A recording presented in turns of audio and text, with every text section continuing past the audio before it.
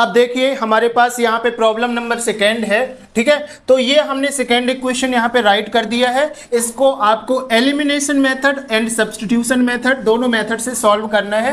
तो हम सबसे पहले एलिमिनेशन मेथड के थ्रू इसको सॉल्व करेंगे, ठीक है। तो यहाँ पे हम सॉल्व लिखेंगे, सॉल्व बाय किस मेथड से सॉल्व कर रहे हैं, तो ये हो जाएगा हमारे पास एलिमिनेशन मेथड, ठीक है, एलिमिनेशन मेथड, ठीक है। तो आपको पता होगा कि एलिमिनेशन मेथड में हम क्या करते हैं, इक्वेशन नंबर 2 का x y वाले वेरिएबल, इक्वेशन नंबर 2 के x y वेरिएबल का एक हमारे पास इक्वल होना चाहिए ताकि उसको एलिमिनेट किया जा सके। तो इक्वेशन नंबर 1 में हम देखेंगे तो देखो यहाँ पे 4y है और यहाँ पे 2y है। अगर इक्वेशन नंबर 2 में y वाले वेरिएबल को 4 बनाना है तो क्या करना पड़ेगा, इक्वेशन नंबर 2 में हम 2 का मल्टीप्लाई कर देंगे तो ये हमारे पास 4y हो जाएगा, ठीक है, जिससे हम एलिमिनेट कर सकते हैं y वाले वेरिएबल को। तो जब हम 2 से मल्टीप्लाई करेंगे तो यहाँ पे एक लाइन लिखना पड़ेगा, मल्टीप्लाइंग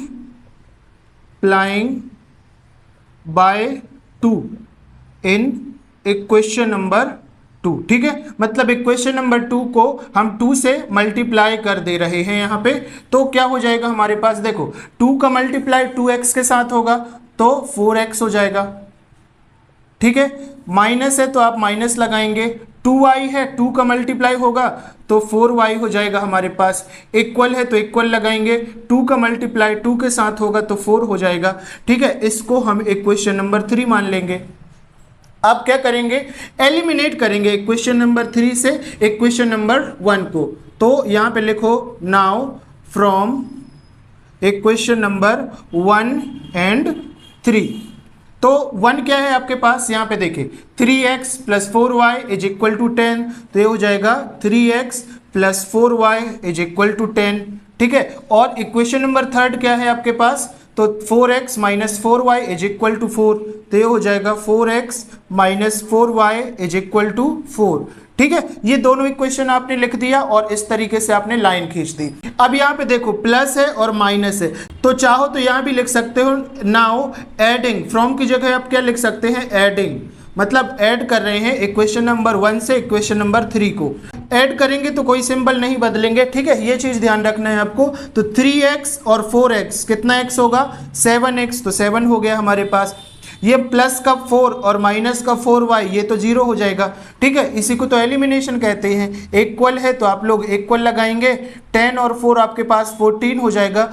दैट मीन्स जब आप यहाँ से x की वैल्यू निकालेंगे तो ये हो जाएगा x is equal to 14 divide by 7, और इसको फर्दर हम सॉल्व करेंगे तो 7 1 जा 7, 7 2 जा 14। दैट मीन्स यहाँ से x की वैल्यू आ गई, वो आपके पास 2 आ गई। तो यहाँ से आपके पास x की वैल्यू आ गई, x इज इक्वल टू 2, ठीक है। तो इस तरीके से आपने x की वैल्यू निकाल ली। अब क्या करेंगे हम लोग, x की वैल्यू को इक्वेशन नंबर 3 में पुट कर देंगे तो हमारे पास y की वैल्यू मिल जाएगी। तो यहाँ पे लिखो now putting value of x in equation number 1, ठीक है। तो इक्वेशन नंबर 1 क्या है भाई आपके पास, 3x plus 4y is equal to 10। तो यहाँ पे आप लोग लिखेंगे 3x plus 4y is equal to 10, ठीक है। अब x की वैल्यू आपको क्या पुट करना है, 2, तो यहाँ पे आप लोग लिख लेंगे x की वैल्यू हमको 2 पुट करना है। दैट मीन्स यहाँ पे 3 इंटू x की जगह पे क्या आ जाएगा 2, मतलब यहाँ पे 2 आ गया, ठीक है। प्लस है तो प्लस लगाएंगे, 4y है 4y इज इक्वल टू 10, बाकी तो सारा लिखा रहेगा, उससे आपका कोई लेना देना नहीं है। तो ठीक है, ये हो जाएगा 3 2 जा 6 हो जाएगा, प्लस है तो plus 4y is equal to 10। अब ये 6 प्लस में है, ये जाएगा RHS में, तो ये हो जाएगा हमारे पास 4y इज इक्वल टू 10। 6 हो जाएगा माइनस में, तो ये हो जाएगा, ठीक है, तो माइनस 6 हो जाएगा। That means 4y is equal to, यहाँ पे बचा हमारे पास 4, 10 में से 6 जाएगा तो 4 बचेगा आपके पास। और यहाँ से अगर y की वैल्यू निकालेंगे तो 4/4, ये 4 जो है डिवाइड में होगा, एक वाला ये जो 4 है हमारे पास ये लिखा है, ये 4 है आपके पास, तो ये 4 1 जा 4, 4 1 जा 4। दैट मीन्स यहाँ से y की वैल्यू आपके पास 1 आ गई, ठीक है। इस तरीके से आपने x की और y की वैल्यू निकाल ली। अब सेम इक्वेशन को हम सब्स्टिट्यूशन मेथड के द्वारा सॉल्व करेंगे, ठीक है। तो यहाँ पे एक हम लाइन ड्रॉ करेंगे, ठीक है। ये वाले y को हम यहाँ पे लिख देंगे, y की वैल्यू आपके पास क्या आई है 1, ठीक है। अब इसको हम सब्स्टिट्यूशन मेथड के द्वारा सॉल्व करेंगे। तो यहाँ पे आप लोग लिखो बाय सब्स्टिट्यूशन मेथड, ठीक है। सब्स्टिट्यूशन मेथड के द्वारा हम सॉल्व करेंगे। हमारे पास गिवन इक्वेशन क्या था, 3x + 4y = 10। तो ये हो जाएगा 3x + 4y = 10। ये क्वेश्चन नंबर 1 था। सिमिलरली 2x - 2y = 2, ठीक है। तो ये है 2x + 2y = 2, ये आपके पास दिया था।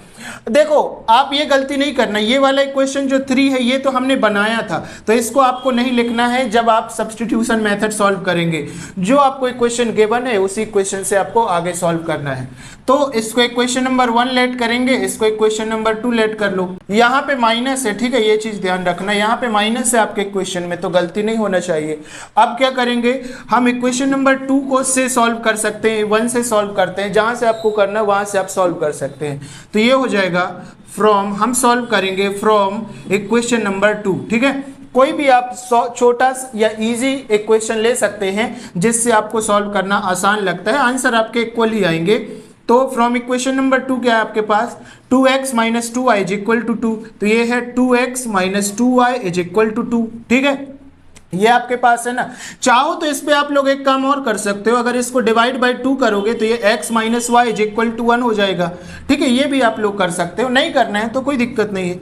तो यहाँ से अगर आप निकालेंगे 2x की वैल्यू तो ये हो जाएगा, ये माइनस में है दैट मीन्स ये प्लस में हो जाएगा। तो ये हो जाएगा 2 लिखा है, लिख किया, ये माइनस में है तो हो जाएगा प्लस में, दैट मीन्स प्लस में 2y। अगर यहाँ से x की वैल्यू निकालेंगे तो 2 + 2y और डिवाइड में 2 हो जाएगा, ठीक है, ये वाला।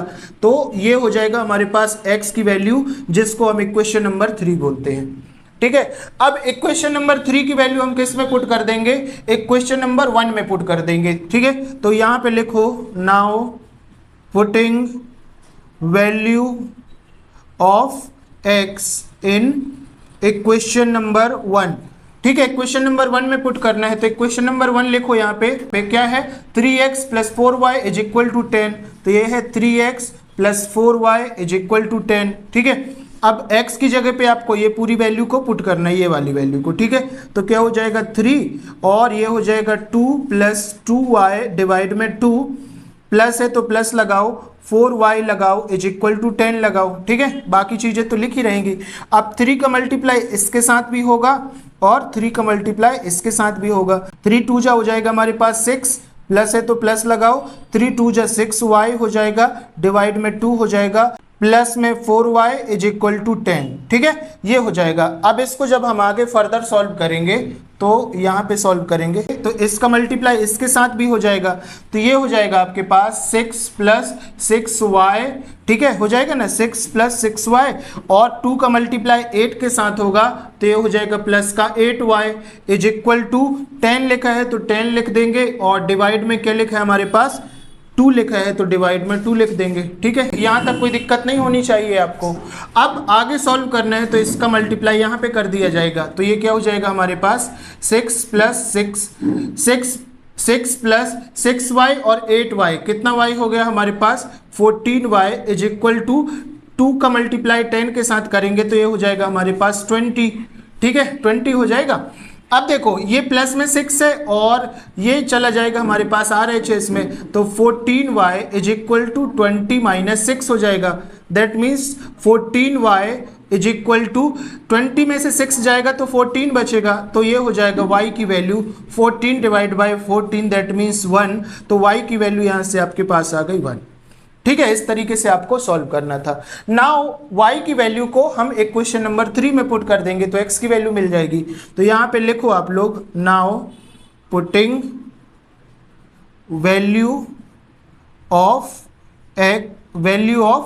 y इन इक्वेशन नंबर 3, ठीक है। इक्वेशन नंबर 3 में पुट करेंगे तो इक्वेशन नंबर 3 क्या है आपके पास, x = 2 + 2y डिवाइड बाई 2। तो ये हो जाएगा 2 + 2y डिवाइड बाई 2। तो यहाँ पे x = तो ये हो जाएगा x = 2 + 2 × y की वैल्यू क्या है यहाँ पे 1 है, दैट मीन्स 2 × 1 डिवाइड बाई 2 हो जाएगा, ठीक है। यहाँ पे हमने y की वैल्यू रख दी है और y की वैल्यू आपके पास 1 है, ठीक है, ये ध्यान रखना।